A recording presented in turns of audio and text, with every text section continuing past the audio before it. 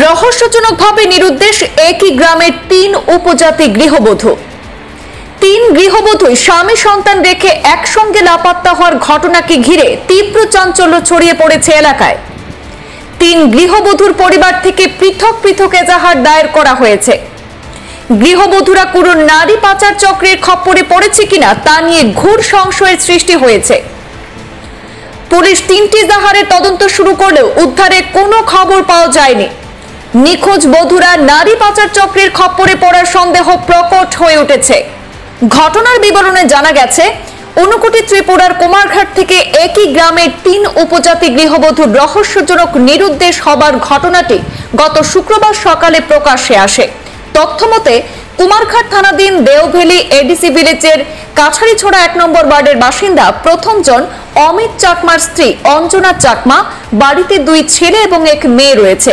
দ্বিতীয়জন সঞ্জিত চাকমার স্ত্রী কলাদেবী চাকমা, তিনিও ১ মেয়ে এবং ১ ছেলে রেখে লাপাত্তা হয়েছেন। এবং তৃতীয়জন একই গ্রামের জ্যোতির্ময় চাকমার মাত্র ২৬ বছর বয়সী জয়া দেবী চাকমা, সেও ২ মেয়ে বাড়িতে রেখে রহস্যজনকভাবে নিখোঁজ হয়ে যায়। অভিযোগ রয়েছে ৩ গৃহবধূই স্বামী গৃহ থেকে টাকা পয়সা নিয়েই পালিয়েছে, কিন্তু তারা পরকীয়া প্রেমে পড়ে ঘর ছেড়েছে নাকি অন্য কোনো দুষ্কৃতির খপ্পরে পড়েছে তা নিয়ে এলাকা জুড়ে তীব্র সংশয়ের সৃষ্টি হয়েছে।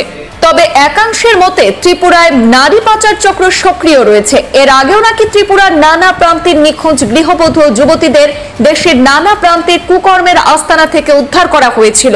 এই ৩ জনও কোনো নারী পাচার চক্রের খপ্পরে পড়ার সন্দেহ প্রকট হয়ে উঠছে। প্রত্যেক গৃহবধূর পরিবার থেকে পৃথক পৃথকভাবে কুমারঘাট পুলিশের নিখোঁজ সংক্রান্ত জিডি এন্ট্রি করা হয়েছে। পুলিশ তদন্ত শুরু করলেও এখনো অবধি উদ্ধারে কোনো খবর পাওয়া যায়নি। নিখোঁজ গৃহবধূদের পরিবারের সদস্যদের মন্তব্য রয়েছে, শুনে নিন তারা কি বলছেন। আমরা বিশেষ কারণে আমি নিউজ চ্যানেলে আওয়া লাগছে একটা আমরা খাজারছড়া গ্রামে ৩টা বউ আজকে পালিত নিখোঁজ, খুঁজে পাওয়া যাচ্ছে না। মোটামুটি টাইম ১০টা বা ৯:৩০ এরকম টাইম হবো। আমি গেছিলাম ডিউটি। যে বউ বাপ, ওর নাম হচ্ছে একটা নাম অঞ্জনা চাকমা, একটা নাম হচ্ছে জয়া দেবী চাকমা, একটা নাম কেলা দেবী চাকমা।